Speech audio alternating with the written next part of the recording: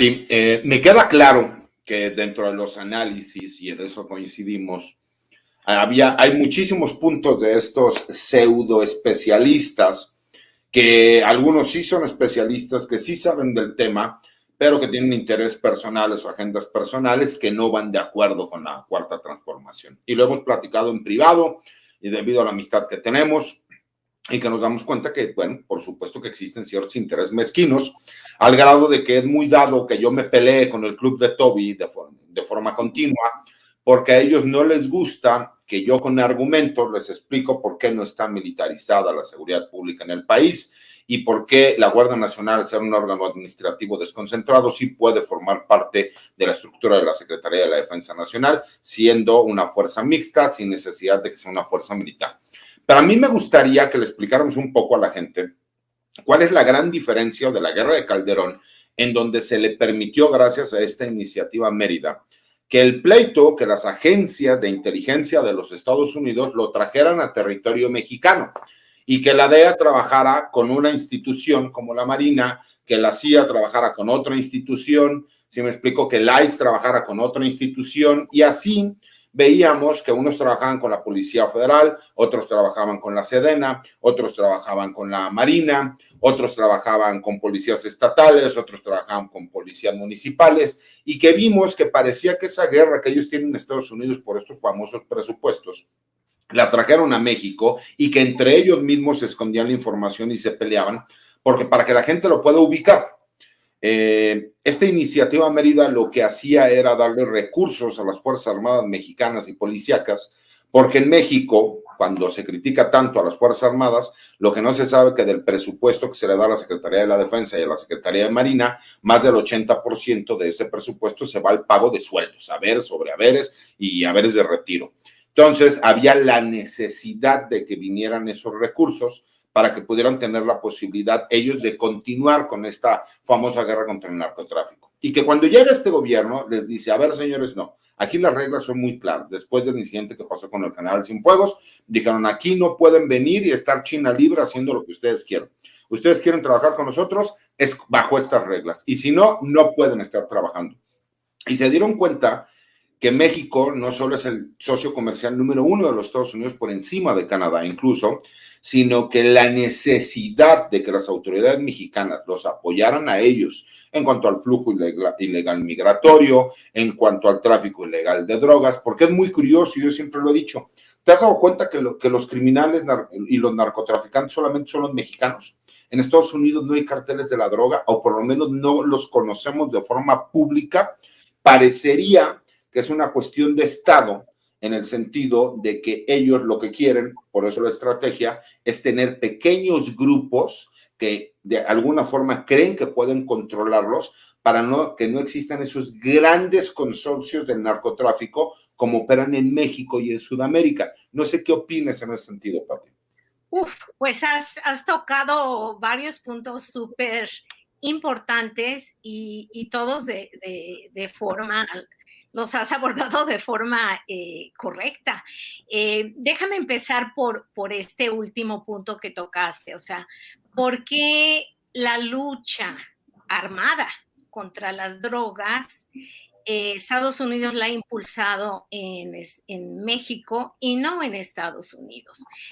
¿Hay o no hay carteles? Bueno, vamos a empezar por definir el tipo de actividad relacionada con las drogas que se da en ambos países o en cada uno de los países, porque eso tiene que ver con el tipo de organizaciones dedicadas al negocio de las drogas. Y en cierta forma explica, no completamente, pero explica un poco por qué no se habla generalmente de carteles en Estados Unidos. Aunque hago hincapié en que la DEA ya reconoció que sí hay carteles en Estados Unidos. ¿Okay? Mira, en México, en 2007 y todavía hasta la fecha, el gran problema no es el consumo de drogas. El gran problema en México es, y el problema me refiero pues para México, pero para Estados Unidos es lo que les importa. El problema es el cultivo de amapola, de marihuana, la producción de drogas sintéticas y más recientemente los últimos, pues principalmente los últimos 8 años más o menos, el tráfico de fentanilo y la producción de pastillas de fentanilo y otros productos. Es acá donde se puede producir ese tipo de drogas, ¿no? Sobre todo la heroína y la marihuana. Es acá donde llega la cocaína de Colombia. Y en un momento explico por qué ahora llega la cocaína de Colombia y por qué antes, en los 70s, no llegaba a México la cocaína, se iba directamente a Estados Unidos. Pero bueno, entonces en México tenemos el problema de la oferta de drogas. De aquí es donde sale la mayoría de las drogas que se van a consumir en Estados Unidos, en el mercado estadounidense. De aquí es donde se trafican, donde transitan y de donde cruzan la frontera. En Estados Unidos el mercado es diferente, no es tanto la oferta, aunque sí hay oferta, sobre todo de marihuana, 50% de la marihuana que se consume en Estados Unidos se produce domésticamente. Pero allá lo que existe es el consumo, la demanda de drogas. Entonces, allá lo que vemos son grupos, son personajes dedicados a la distribución y al narcomenudeo. Eso afecta la presencia de carteles. No significa que no haya grandes capos que están controlando ese mercado, el mercado de la demanda de drogas. Sí los hay. Sí hay, de hecho, y eso de hace años, grupos que no son ni siquiera de origen mexicano, porque muchas veces nos hacen creer que el mundo de las drogas está controlado por los mexicanos o por los latinos. No. Hay desde hace muchos años grupos de anglosajones que están dedicados a la distribución de drogas y al narcomenudeo. Por ejemplo, este grupo de motociclistas que se llama Hells Angels, ¿no? Los Ángeles del Infierno, que se conocen como anglosajones. De hecho, hay una que se llama la mafia mexicana que no está liderada por mexicanos, está liderada por anglosajones también. Y así hay muchos otros grupos que se dedican a la distribución y al narcomenudeo. Pero sí ha habido y debe haber grandes capos. De esos no se habla en Estados Unidos, como dices tú.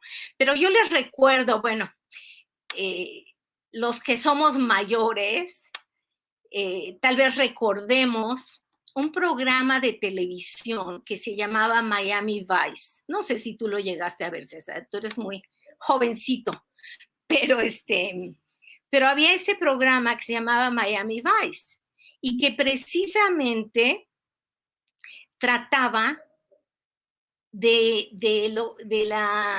la dinámica de Miami como el mundo de las drogas. Era la ciudad de las drogas, era así como ahora en México se disparó la violencia en Estados Unidos, el sur de Miami, o sea, de la Florida, en Miami, era la capital de los asesinatos relacionados con drogas. Así que tú puedes darte cuenta que sí ha habido y hay capos de las drogas allá, pero no se habla. ¿Por qué no se habla de eso? En en los años de Richard Nixon, él fue uno de los principales funcionarios electos de muy alto nivel que se dio cuenta que había que combatir la demanda de drogas en Estados Unidos. ¿Okay? Y trató de dirigir la política de drogas hacia el consumo, hacia el uso doméstico, pero sus asesores le aconsejaron que no le convenía políticamente enfocar el problema en Estados Unidos, en los estadounidenses. Y le sugirieron que iba a ser más rentable políticamente implementar políticas para combatir la oferta de drogas, es decir, el tráfico de drogas que venía de afuera. ¿Okay? Y así lo hizo Nixon, después lo hicieron los presidentes que siguieron, y pues se convirtió en algo muy cómodo, porque era echarle la culpa a otros países, y así no había la atención en que la realidad era que si la droga entraba, pues era porque la dejaban entrar en Estados Unidos.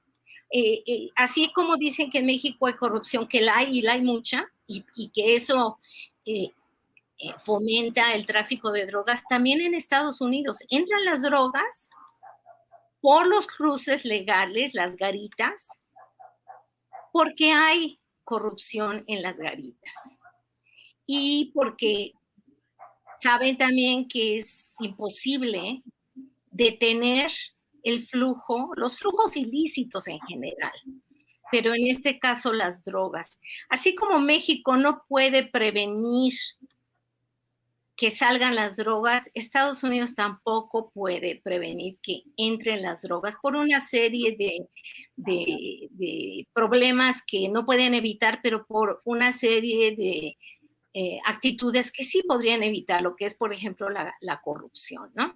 Entonces, oye, querida Pati, duda. Por ejemplo, yo tengo la idea, o yo siempre he tenido la idea, de que Estados Unidos contempla que existen 36 millones de adictos declarados en los Estados Unidos. Pero hay otros estudios que dicen que la realidad es que son más de 65 millones.